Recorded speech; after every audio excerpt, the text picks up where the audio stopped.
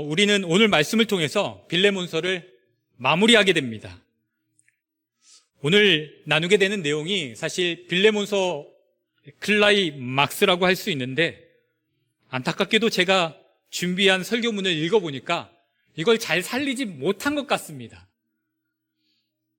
그래서 아까 봉헌송이 끝났을 때 예배를 이대로 마쳤으면 좋겠다 이런 마음이 살짝 들었습니다. 오늘 설교를 위해서 저는 앞에 빌레몬과 오네시모에 관한 말씀을 먼저 드렸던 것입니다. 그리고 두 번의 이 빌레몬서 말씀을 통해서 사도 바울을 통해 전해진 복음이 어떻게 빌레몬을 변화시켰는지, 어떻게 오네시모를 변화시켰는지 우리가 알게 된 거죠. 주인과 종의 관계였던 두 사람이, 도저히 신분의 벽을 넘어서 하나가 될 수 없었던 두 사람이, 더군다나 오늘날도 아니고 로마 제국 시대에 놀라운 일이 일어나게 된 거죠. 어떻게 그 일이 일어나게 되었습니까, 여러분? 복음의 능력이었습니다. 복음으로 말미암아 두 사람은 허물 수 없었던 그 신분의 장벽을 허물었고 주 예수 그리스도 안에서 동역자가 되었습니다. 그리고 서로에게 좋은 영향력을 끼치면서 아름다운 복음의 일꾼으로, 초대교회에 귀하게 쓰임받는 하나님의 일꾼으로 성장했다라는 사실을 우리는 말씀을 통해서 알게 되었습니다. 여러분, 우리 가운데 임해온 복음의 능력이 이토록 강한 것입니다. 이토록 놀라운 것입니다. 믿으십니까? 이 복음의 능력을 우리가 받았고 이 능력으로 우리가 하루하루를 살아가고 있는 거죠. 여러분, 이토록 강력한 복음의 능력이 누구로부터 시작되었습니까? 이 빌레몬과 오네시모는 사도 바울에게서부터 시작된 것을 보게 됩니다. 사실 빌레몬서에서 또 한 명의 주역인 사도 바울에 대해서는 여러분들이 너무 잘 아시기 때문에 별로 얘기하고 싶지 않았습니다. 왠지 여러분들이 지금 표정처럼 식상해 하실 것 같은 느낌적인 느낌이 있었거든요. 또 바울 얘기야, 이렇게 하실 것 같아서. 그럼에도 불구하고 사도 바울에 관해서 이야기하지 않고는 이 빌레몬서의 메시지를 완벽하게 이해할 수 없다고 생각했습니다. 그래서 여러분들에게 이전까지 들었던 사도 바울에 관한 이야기들과는 조금은 다르게 느껴질 수 있게 되기를, 조금은 다르게 들려질 수 있게 되기를 소망하면서 오늘 말씀을 시작할까 합니다. 여러분, 사도 바울은 여러분들 잘 아시는 대로 엘리야만큼이나 열심히 특심 있는 사람이었습니다. 사도행전 8장 3절 말씀을 보면 이렇게 기록하고 있습니다. 우리 함께 읽겠습니다. 시작. 사울이 교회를 잔멸할세 각 집에 들어가 남녀를 끌어다가 옥에 넘기니라. 여러분, 사도 바울이 이 일을 왜 했을까요? 왜 했을까요? 당시 유대교의 입장에서 보면요, 기독교는 신흥 종교이고 이단이었습니다. 신흥 종교이고 이단이었다는 거죠. 여러분, 만약에 우리 교회에 신천지 교인이 들어왔다가 그 신분이 발각되었다, 어떻게 해야 됩니까? 매우 쳐서 내쫓아야 되나요? 어떻게든 출교를 시켜야 되겠죠. 놔두면 암세포가 커지듯이 점점 커질 것이고 우리 교회가 어려운 일을 당하게 될 테니까요. 어떻게든 내보내야 될 것입니다. 어제 오후 5시 참 뜨거운 그 시간에 과천 도심 한복판에 1000여 명의 시민이 모였다고 합니다. 그래서 집회를 열었다고 해요. 무슨 일이 있었던 걸까요? 2006년도에 과천 도심 한복판에 있는 이마트 건물을 신천지에서 사들였답니다. 참 돈도 많습니다. 어마어마한 돈이 들었을 텐데요. 10층짜리 건물이더라고요. 지상 10층이요. 그래서 그 건물을 종교시설로 용도 변경하려고 신청을 했다는 거죠. 그래서 이 승인이 떨어지는 것을 반대하는 집회가 과천 도심 한복판에서 열린 겁니다. 놀랍게도 이 집회에는요, 더불어민주당 의원도 참석했고 국민의힘 의원도 참석했고 다 참석했더라고요.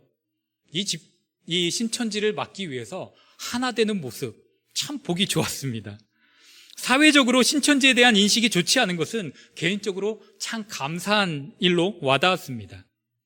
그런데 여러분, 1세기 유대교의 입장에서 보면요, 당시 기독교가 어떤 존재였냐? 우리들에게 있어서 신천지 같은 존재였던 거죠. 잘 들으셔야 됩니다. 잘못 들으시고 부목사가 이상한 소리를 한다고 하시면 매우 곤란합니다. 제가 지금 기독교가 이단이라고 말하고 있는 것이 아니고 당시 유대교의 입장에서 볼 때 그랬다는 것입니다. 제가 일부 예배 끝나고 충격적인 걸 봤습니다. 제 아들 삼형제가 일부 예배를 같이 드렸는데 설교를 요약하면서 기독교는 이단 이렇게 요약해 놨더라고요. 충격이었습니다. 여러분, 기독교가 이단이 아닙니다. 유대교의 입장에서 볼 때 그랬다고요. 독실한 유대교인이었던 사도 바울의 입장에서, 그러니까 이 기독교인들은 어떻게 해야 하는 존재들이에요? 없애버려야 되는 존재들인 겁니다. 하나님이 아닌 다른 신을 믿는 신흥 종교의 출현이었던 거예요. 유대인들의 입장에서는 절대적으로 막아야 되는 일이었던 거죠. 그런데 누가 이 일을 하겠습니까? 이렇게 물어보기도 전에 제가 이 인간들을 이 땅에서 다 쓸어버리겠습니다. 다 잡아오겠습니다. 라고 손을 들고 이 일에 가장 적극적으로 나선 사람이 바로 누구예요? 사도 바울입니다. 그렇게 예루살렘의 모든 집을 샅샅이 뒤져가지고 예수 그리스도를 믿는 사람이라면 누구든지 끌고 가서 감옥에 갇히게 만든 사람이 사도 바울이었습니다. 예루살렘을 돌아다니면서 그렇게 한 걸로도 모자라서 분이 풀리지 않아가지고 다메섹이요, 오늘날 시리아의 수도 다마스쿠스거든요. 거기까지 가서 계속해서 그 일을 하겠다고 살기가 등등했던 사람이 바로 사도 바울이었습니다. 그는 자신으로 인해 감옥에 갇힌 그리스도인들이 어떤 상황에 처하게 되든지 상관이 없었습니다. 어떤 일을 당하게 되든지 상관하지 않았습니다.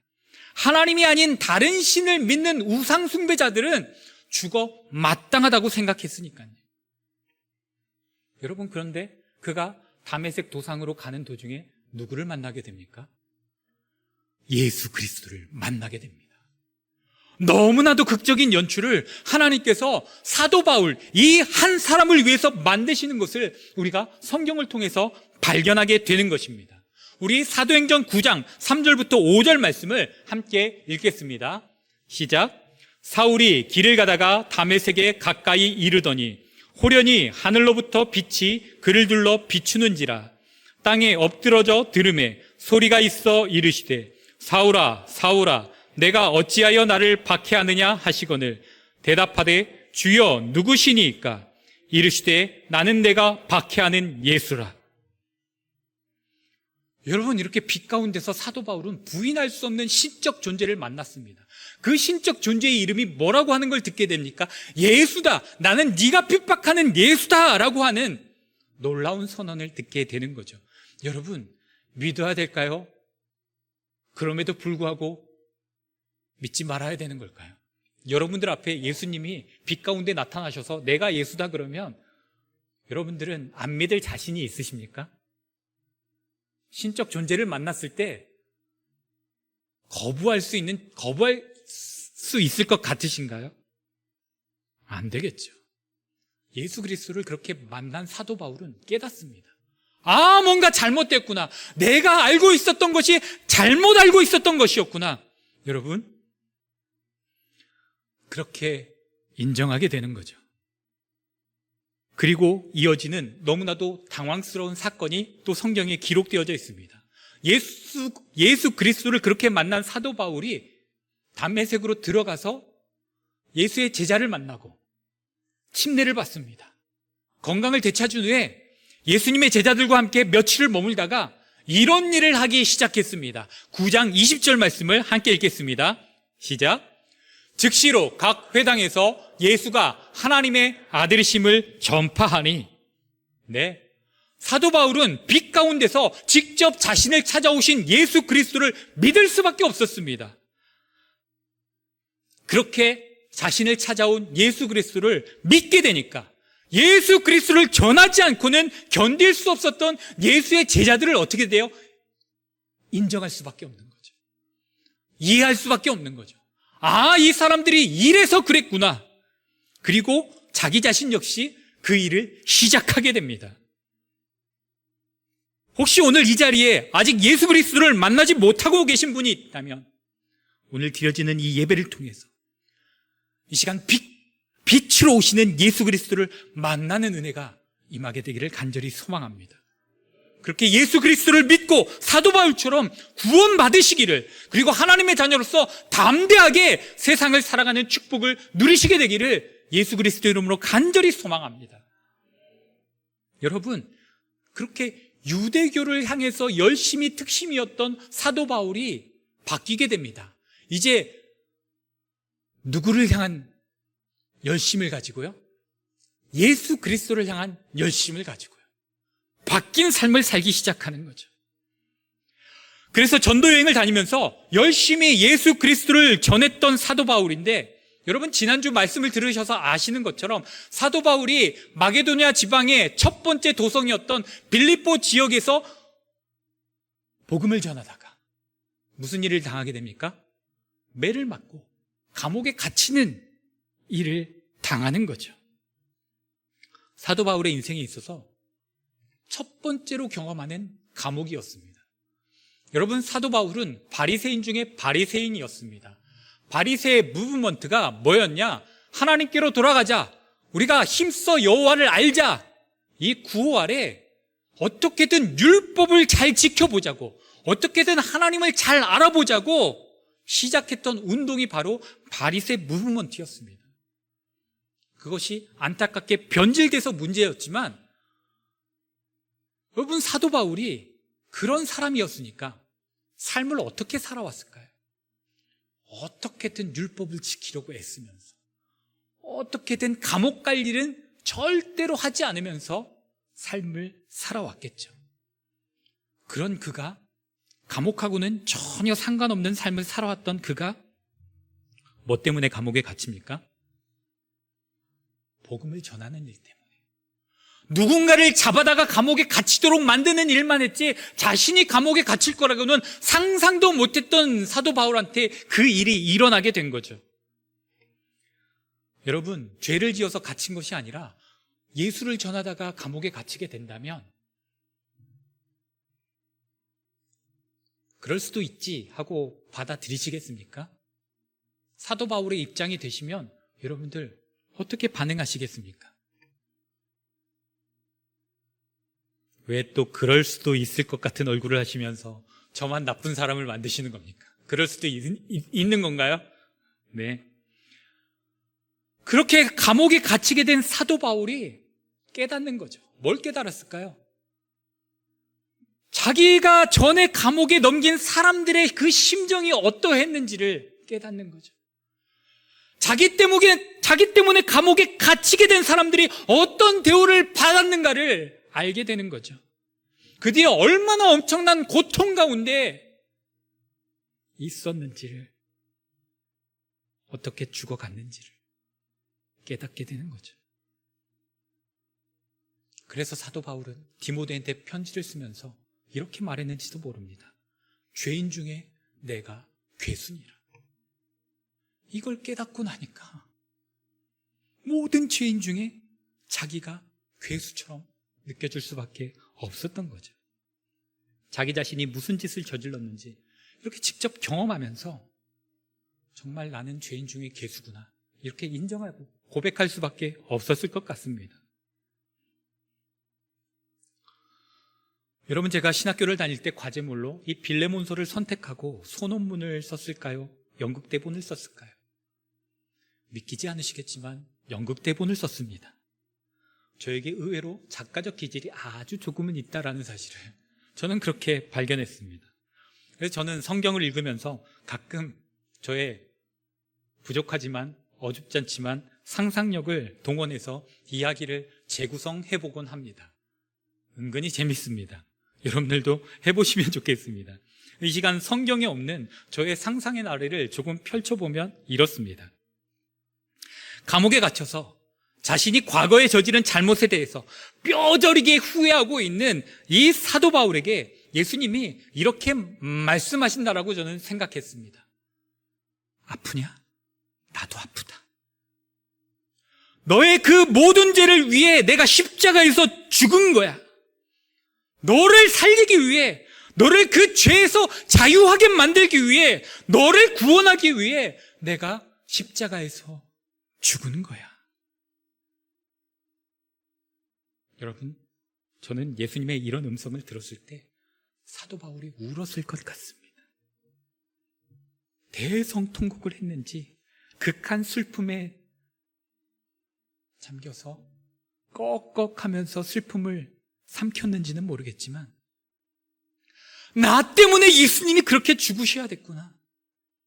그 사실이 너무 믿어져서, 너무 느껴지고 너무 깨달아져서 사도 바울은 그 엄청난 은혜의 파도를 겪어내느라고 정신이 없었을 것 같습니다. 그런 사도 바울에게 주님이 또 말씀하십니다. 바울아, 내가 너를 그렇게 사랑한다. 바울아, 힘을 내라. 바울아, 내가 너를 위해 죽었지만 3일 만에 부활했단다. 다 너를 위한 일이었어. 그러니 너는 담대하게 나의 죽음과 부활을 전하는 일을 계속하거라. 여러분, 그런 주님의 음성을 듣고 사도 바울이 뭘 했을까요? 뭘 했을까요?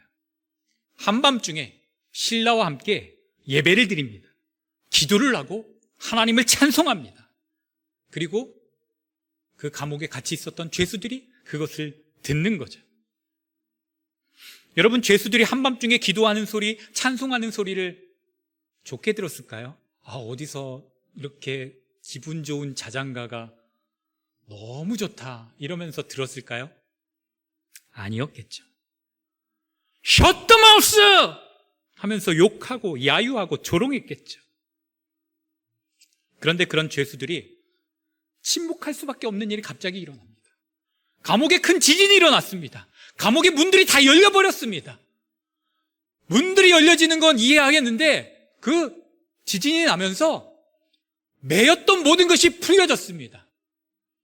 죄수들의 수갑이 풀려졌고 발목에 차고 있었던 족쇄가 저절로 풀려졌다는 얘기입니다.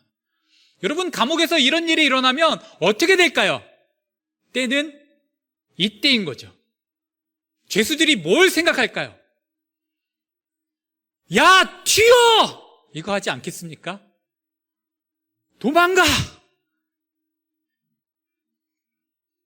아수라장이 되었겠죠. 근데 죄수들이 도망가지 않았습니다. 이상한 일이 일어났습니다. 여러분, 이 죄수들이 나가봤자 뭐 하겠어? 여기 있으면 잠잘 곳 있어, 밥 줘, 너무 좋아. 여기가 내가 있을 곳이야 라고 생각했겠습니까? 여러분, 우리나라의 교도소하고 이 시대의 감옥을 비교하면 아니 되는 거죠. 우리나라가 참 너무 좋은 나라인 것 같습니다. 동남아 필리핀만 가도요, 보니까 감옥이 거의 지옥 수준이라고 그러더라고요. 수감자가 빽빽하게 있어가지고요, 누워서 잠잘 공간도 없었습니다. 어떤 사람은 앉아서 자더라고요. 한여름에 따닥따닥따닥 붙어가지고요. 삼시세끼요? 꿈도 꾸지 못합니다. 여러분, 정말 죄인을 죄인처럼 다루는 곳이더라고요, 필리핀 감옥은. 우리나라 교도소가 너무 좋아가지고 죄수들이 그럴 수도 있겠다라고 생각하지만, 여러분, 감옥에 들어가면 빨리 나오고 싶은 것이 사람의 마음이지 계속 머물러 있고 싶은 사람은 한 사람도 없는 겁니다. 그런데 죄수들이 도망을 안 간 거예요. 주님이 하셨다라고 밖에 설명이 안 되는 부분인 거죠. 그렇게 죄수가 도망가지 않는 사건을 통해서 하나님이 무슨 일을 이루셨느냐? 그 감옥의 간수장과 그 간수장의 온 집이 구원받도록 그런 선하신 하나님의 역사를 이루셨다라는 사실을 우리가 성경을 통해서 확인하게 됩니다. 여러분, 내가 어디에 있든지 상관이 없다라는 사실을 우리가 여기서 깨닫게 되는 거죠. 하나님이 함께 하시면 하나님의 일하심은 감옥에서도 일어날 수 있구나. 죄인들을 통해서도 일어날 수 있구나. 여러분, 우리가 어디에 있느냐가 문제가 아닙니다. 문제는요, 하나님이 나와 함께 하시느냐, 내가 하나님의 일하심을 경험할 수 있느냐, 그것이 문제인 것입니다. 여러분들의 삶 가운데 하나님의 동행하심이, 하나님의 일하심이 매일매일 경험되어질 수 있기를 주님의 이름으로 간절히 축원합니다. 사도 바울은 이렇게 감옥에서 놀라운 구원을 이루시는 전능하신 주님을 경험합니다. 그 이후로 사도 바울이 복음을 전하는 데 있어서 어떤 일을 겪었는지 우리는 너무 많이 들었습니다. 성경을 읽어서 너무 많이 잘 압니다. 그렇지만 다시 한번 제가 읽어드리겠습니다. 고린도후서 11장 23절부터 27절까지 말씀을 보면 이렇게 기록되어 있습니다. 내가 수고를 넘치도록 하고 옥에 갇히기도 더 많이 하고 매도 수없이 맞고 여러 번 죽을 뻔하였으니 유대인들에게 40에서 하나 감한매를 5번 맞았으며 3번 태장으로 맞고 1번 돌로 맞고 3번 파선하고 1주야를 깊은 바다에서 지냈으며 여러 번 여행하면서 강의 위험과 강도의 위험과 동족의 위험과 이방인의 위험과 시내의 위험과 광야의 위험과 바다의 위험과 거짓 형제 중의 위험을 당하고 또 수고하며 애쓰고 여러 번 자지 못하고 줄이며 목마르고 여러 번 굶고 춥고 헐벗었노라. 복음을 전하면서 치르는 대가치고는 너무 어마무시한 것 같지 않습니까? 너무 엄청난 일을 당하는 것 같습니다. 근데 이런 일을 당할 것을 사도 바울이 알았을까요? 몰랐을까요, 여러분? 에이, 목사님, 모르니까 당할 수 있었겠죠. 알면 어떻게 갑니까? 여러분, 사도행전 9장 16절 말씀, 주님께서 이렇게 말씀하십니다. 함께 읽겠습니다. 시작. 그가 내 이름을 위하여 얼마나 고난을 받아야 할 것을 내가 그에게 보이리라 하시니. 그가 내 이름을 위하여 얼마나 고난을 받아야 할 것을 내가 그에게 어떻게 하시겠다고요? 보여주겠다고 하십니다. 그러니까 사도 바울이 봤습니다. 뭘요? 복음을 전하면서 자신이 어떤 일을 겪게 될 것인지를 알았다는 것입니다. 죽을 만큼 고통스러울 것을 알면서도 그 길을 가는 것이 쉬울까요, 여러분? 얼마나 두렵고 가슴 떨리는 일이었을까요? 한 번도 아니고 2번도 아니고 늘 죽음의 위협 속에서 복음을 전해야 했다라는 것입니다. 옛날에 봤던 영화인데 톰 크루즈가 주연한 엣지 오브 투마로우라는 영화가 있습니다. 이 영화는 주인공이 외계인의 피를 뒤집어 쓰고 죽게 됩니다. 근데 그 주인공이요, 죽기 전날로 회생을 합니다. 부활을 해요.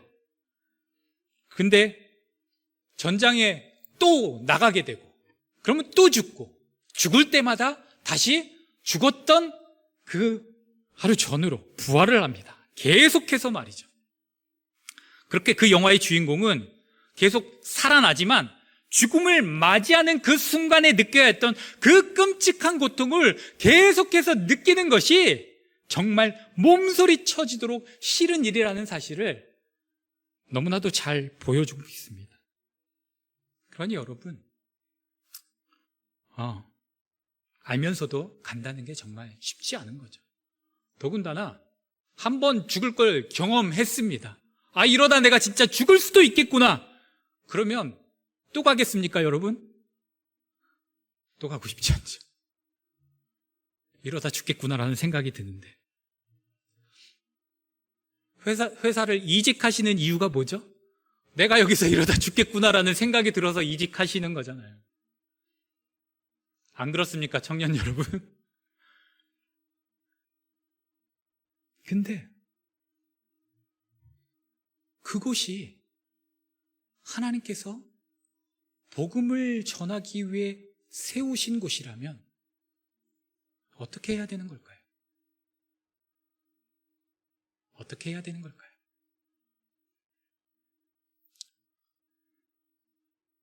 사도 바울은 예수 그리스도의 증인으로 사는 삶이 고통스러울 걸 알았지만,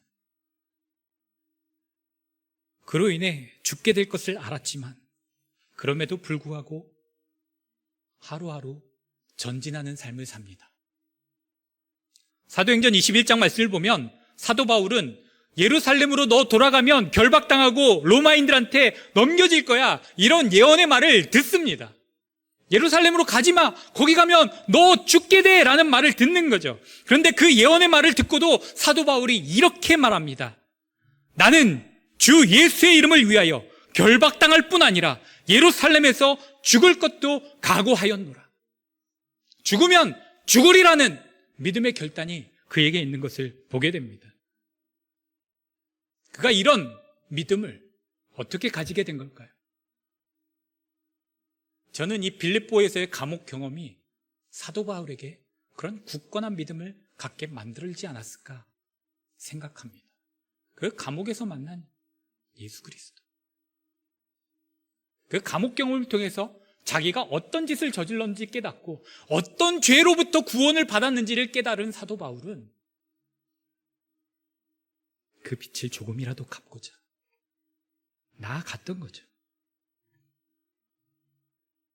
결국 사도 바울은 복음을 전하다가 로마 감옥에 갇히는 신세가 되었습니다. 하지만 그는 두려워하지 않았습니다. 왜요? 하나님이 그와 함께하고 계셨고 하나님이 계속해서 그에게 말씀해주고 계셨기 때문입니다. 그는 하나님의 계시를 계속해서 받았습니다. 전도 여행을 하는 동안 하나님의 함께하심을 그는 계속해서 경험할 수 있었습니다. 두려움과 고통 속에서도, 죽을 것 같은 상황 속에서도 주님의 도우심을 경험하면서 주님의 선하신 뜻이 수많은 사람들에게 자신을 위해서, 아니 자신을 통해서 이루어지는 것을 그가 보았기 때문입니다.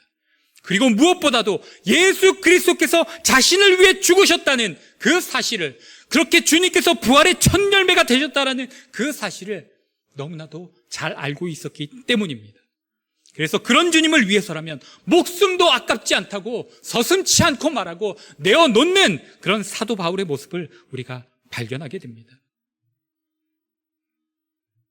그리고 복음을 통해 수많은 사람들이 예수 그리스도를 믿게 되는, 그리고 변화되는 그 모습을 보면서, 또 처음에는 미숙했던 자신의 사역을 돌아보면서 사도 바울은 깨닫습니다. 아, 복음 앞에서는 남녀노소가 없는 거구나, 빈부귀천이 없는 거구나.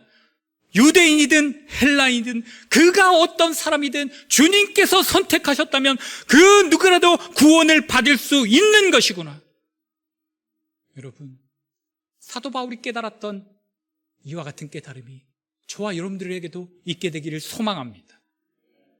이것을 증명하는 많은 구절이 있지만 하나만 골라서 이 시간 읽겠습니다. 갈라디아서 3장 28절 말씀입니다. 함께 읽겠습니다. 시작. 너희는 유대인이나 헬라인이나 종이나 자유인이나 남자나 여자나 다 그리스도 예수 안에서 하나이니라. 유대인들은 선민 사상을 갖고 있었습니다. 이방인을 개처럼 취급했습니다. 그런데 그들하고 하나가 될 수 있다고요? 상상도 못할 일이었습니다. 종과 주인 하나가 될 수 있다고요? 상상도 못할 일입니다. 로마 시대에도 남존 여비 사상이 있었습니다. 조선 시대에만 있었던 게 아니고, 그런 시대에 남자와 여자가 상상도 할 수 없는 일입니다. 그런데 뭘 통해서요? 복음을 통해서. 복음을 통해서 주 예수 그리스도 안에서 그가 어떤 사람이든 다 하나가 될 수 있다는 사실을 사도 바울은 깨달았습니다. 주의 일을 하는 동안 이걸 깨달은 겁니다. 그 깨달음을 가지고 복음을 전하는 일을 하면서 사도 바울은 자기 자신 앞에 어떤 어떤 사람이 와가지고 복음을 듣든지 간에 그 사람을 판단하지 않고 비판하거나 정죄하지 않고 오직 예수 그리스도를, 오직 복음을 전하는 일을 감당했습니다. 여러분, 그렇게 해서 얻은 사람이 누구입니까? 바로 빌레몬이고 바로 오네시모인 것입니다. 사도 바울은 주인에게서 죄를 짓고 도망친 노예였던 오네시모를 바라보면서 과연 이 사람이 천국에 어울리는 사람일까? 나와 함께 일할 수 있는 사람일까? 예수 안에서 하나 되어 갈 수 있는 사람인가? 생각하지 않았습니다. 따져보지 않았습니다. 왜 그랬죠? 사도 바울은 예수 그리스도를 인생 가운데 그렇게 만났기 때문입니다. 그렇게 예수 그리스도를 배웠기 때문입니다. 여러분, 우리는 오늘날 예수 그리스도를 어떻게 만나고 있고 어떻게 배워가고 있습니까?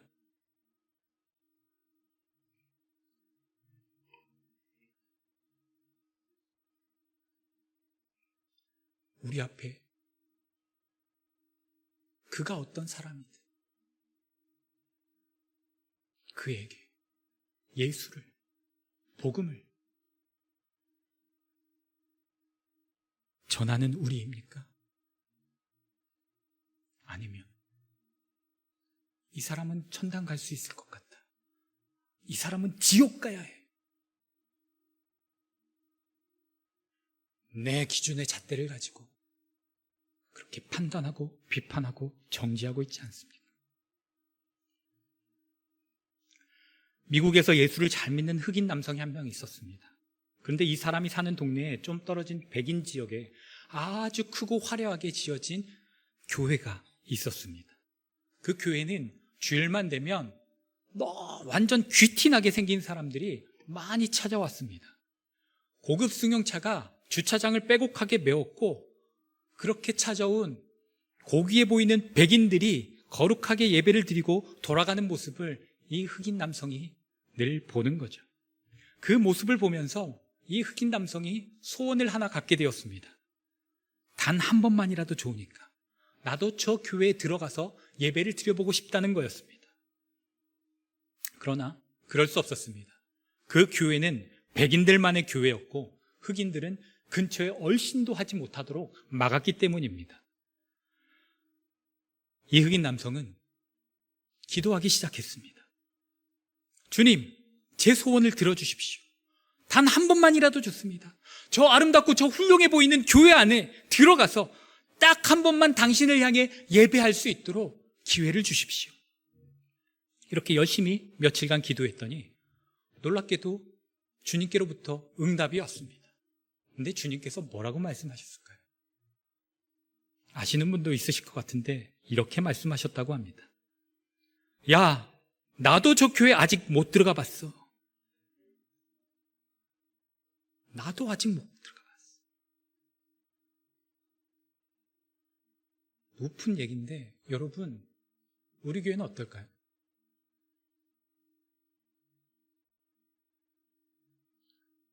우리 교회는 그가 어떤 사람이든 환영할 수 있는 교회입니까? 그렇게 될 수 있길 소망합니다.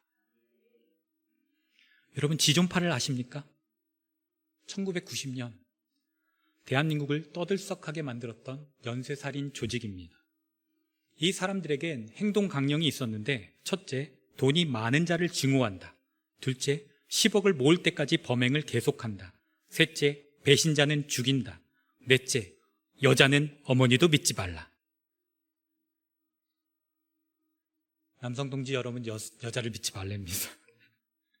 근데 이 네 가지 행동 강령을 가지고 8명이 모여서 조직을 만들고 살인을 계획적으로 저질렀습니다. 1994년도에 이 사람들이 모두 잡히게 됩니다. 근데 이 중에 4명이요. 이 중에 4명이 교도소 안에서 복음을 듣고 예수 그리스도를 만나 기독교인이 되었다고 합니다. 그러니까 여러분, 우리가 죽어서 천국 가면 누구를 만날 수 있어요? 지존파를 만날 수 있습니다.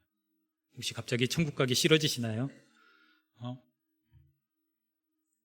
여러분, 너무나도 죽어 마땅한 사람이라고 생각되어지는데, 사회적 관점으로 보면 어떻게 사람이 그럴 수 있어? 그렇게 생각되어지는 사람들인데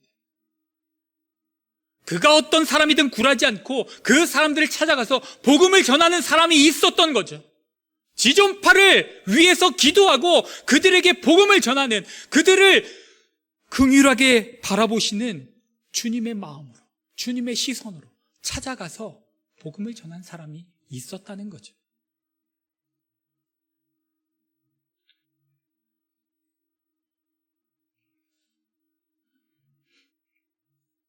우리는 오늘날 예수 그리스도를 어떻게 전하고 있습니까? 예수 그리스도를 향한 열정, 복음을 향한 열정, 그것이 아직 우리에게 남아있기는 한 것입니까? 여러분, 말씀을 통해서 그 열정이 회복되어질 수 있기를 소망합니다. 천하보다도 귀한 한 영혼을 그리스도 앞으로 인도하는 일에 이 놀랍고도 귀한 사명, 주님은 우리에게 주셨습니다. 솔직하게 말씀드려서 저에게 누군가 목사님 사도 바울처럼 하십시오 그러면 자신 없습니다. 저는 못합니다라고 단박에 얘기할 겁니다. 그런데 여러분, 분명한 것은 우리가 나가서 복음을 전하면 주님께서 그 현장 가운데 함께 해 주신다라는 것입니다. 주님의 일하심을 복음 전하는 현장에서 경험할 수 있게 된다는 것입니다. 우리가 예수 그리스도의 증인이 되기를 원하면 할 수 있도록 주님께서 우리를 도와주신다는 것입니다. 우리가 예수 그리스도의 증인이 되어서 복음을 전할 수 있도록 우리의 길을 주님께서 인도해 가신다는 것입니다. 우리가 주님의 인도하심을 받아 그 길을 걸어가기 시작하면 여러분, 우리가 만나는 사람들 중에는 복음을 거부하는 사람들도 있겠지만 빌레몬처럼 오네시모처럼 복음이 인생 가운데 꼭 필요한 사람들도 만나게 되는 것입니다. 그런 사람들에게 우리가 사도 바울이 했던 것처럼 복음을 전할 수 있게 되기를 소망합니다. 예수 그리스도를, 예수의 이름을 드러낼 수 있는 우리의 삶이 될 수 있기를 소망합니다. 그렇게 우리가 복음의 능력을 나타내고 그 복음의 능력으로 한 영혼이 구원받고 예수의 제자로 세워지는 놀라운 역사가 우리 안에 풍성하게 일어날 수 있게 되기를 소망합니다. 그 복음을 통해서 우리 교회가 든든히 세워져가는 역사가 있게 되기를 소망합니다. 시간이 너무 많이 갔네요. 오늘 본문 17절부터 21절까지 말씀을 함께 읽고 마치도록 하겠습니다. 읽겠습니다. 시작. 그러므로 내가 나를 동역자로 알진대 그를 영접하기를 내게 하듯 하고 그가 만일 내게 불의를 하였거나 내게 빚진 것이 있으면 그것을 내 앞으로 계산하라. 나 바울이 친필로 쓰노니 내가 갚으려니와 내가 이외에 내 자신이 내게 빚진 것은 내가 말하지 아니하노라. 오 형제여, 나로 주 안에서 너로 말미암아 기쁨을 얻게 하고 내 마음이 그리스도 안에서 평안하게 하라. 나는 내가 순종할 것을 확신함으로 내게 썼노니 내가 말한 것보다 더 행할 줄을 아노라. 아멘. 여러분, 이 내용은 이전 설교에서 말씀드린 적이 있기 때문에 설명을 생략하겠습니다. 궁금하신 분은 앞에 설교를 들으시기 바랍니다. 여러분, 사도 바울이 빌레몬을 향해서 동역자라고 부릅니다. 빌레몬, 사도 바울로부터 복음을 듣고 하나님의 말씀을 가르침 받은 그의 제자였습니다.